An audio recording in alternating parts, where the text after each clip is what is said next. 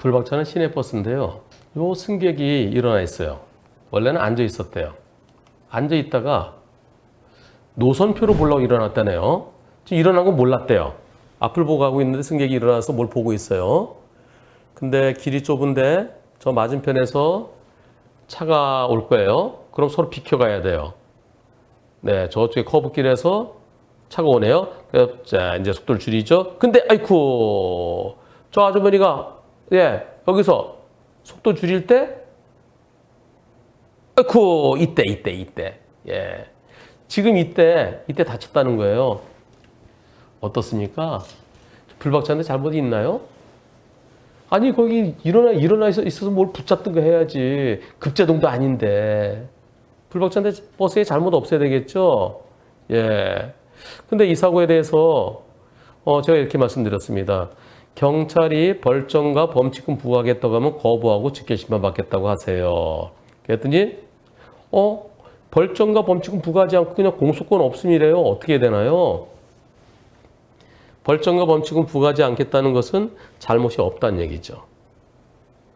근데 잘못이 없는데 잘못이 없으면 혐의 없음을 해야 되는데 공소권 없음으로 처리합니다. 공소권이 있어야 혐의 있다 없다를 판단해요. 우선 공소권이 있느냐 없느냐를 먼저 판단합니다. 사망사고 아니죠? 뺑소니도 아니죠? 시비다 중과실 아니죠? 그러면은 부상사고는 종합보험이나 공제조합에 가입되어 있으면 그걸 끝이에요. 그래서 공소권 없는 거예요.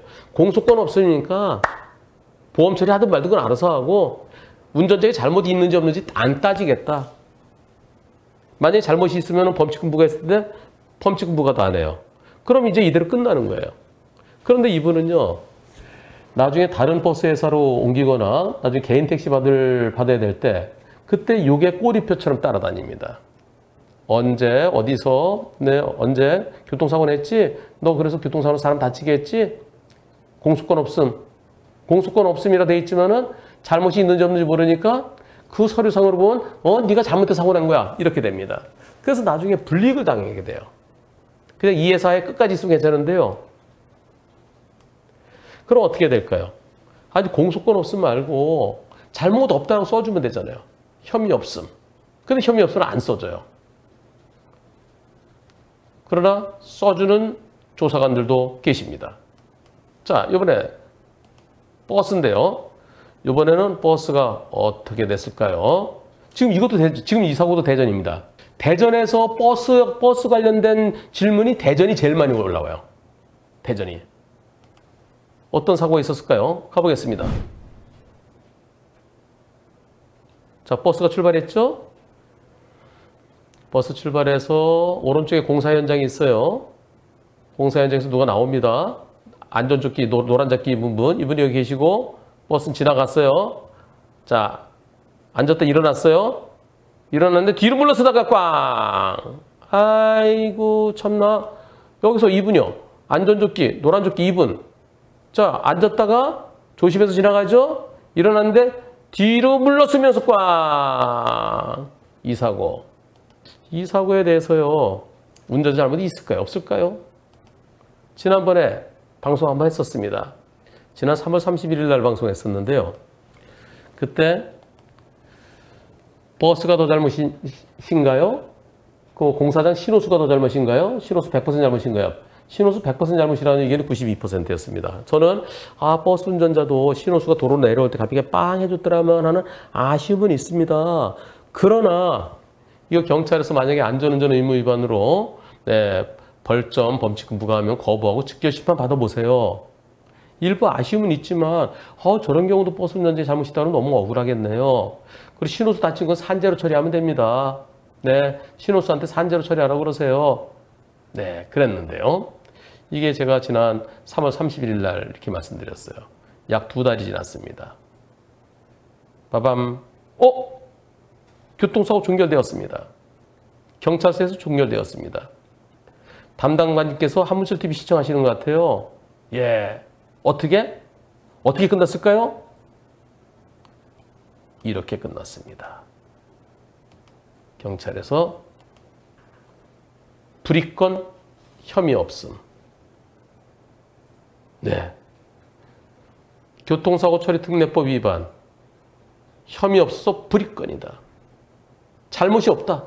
잘못이 없어 입건하지 않겠다. 이렇게 하면 되는데 왜 똑같은 대전에서 아까 아주머니 일어섰다가 넘어진 거를 왜 공소권 없음 처리했는지 모르겠어요. 다 이렇게 할 수 있잖아요. 이렇게요. 불이건, 혐의 없음. 네. 증거 불충분하다. 운전자의 잘못에 대한 증거가 부족하다. 운전자가 뭐 잘못했느냐. 이렇게만 해주시면 혐의 없음, 불이건. 그럼 내 잘못 없다는 게 확실하잖아요. 아직도 훨씬 더 많은 조사관분들께서는 형식적인 판단이 우선이야. 그래서 공소권 없음. 벌점 범칙금 부과 안 해. 잘못 없으니까. 그럼 나중에 불이익을 당할 수 있어요. 이렇게 좀 해주세요. 혐의 없음 불이건. 아주 멋집니다. 여기는 대전 동부경찰서입니다. 아까는 어느 경찰서인지 잘 모르겠습니다. 참 좋은 운전자 상해보험 한문철의 초기 대응 플랜. 운전자 보험 꼭 필요할까요? 남편이 운전자 보험을 안 들려고 해요. 에이, 자동차 보험만 있으면 충분하죠. 전에 큰 사고 날 뻔한 거 기억 안 나? 사고 안 났으면 됐지 뭘. 무슨 일 있으셨어요? 어머, 얘랑 부딪힐 뻔했잖아. 10년 감수했네. 만약에 이렇게 어린이 보호구역에서 사고가 나면 어떻게 되나요? 민식이법 위반이네요. 처벌이 무겁습니다. 어린이가 조금만 다치더라도 기본적으로 벌금 500만 원 이상입니다. 네? 그 돈으로 보험료를 냈으면 도대체 몇 년치야?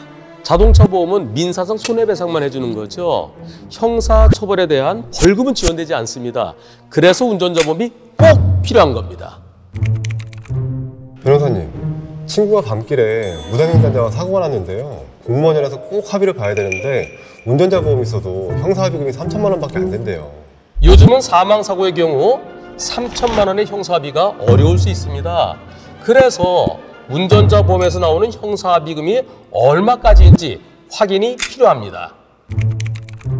회사 후배가 차도에 누워있는 취객을 치었는데 사각지대 입증을 위해 변호사가 필요했대요. 근데 기소 전에는 변호사 선임 비용이 안 나와서 당황해하더라고요. 한문철의 초기 대응 플랜은 다릅니다.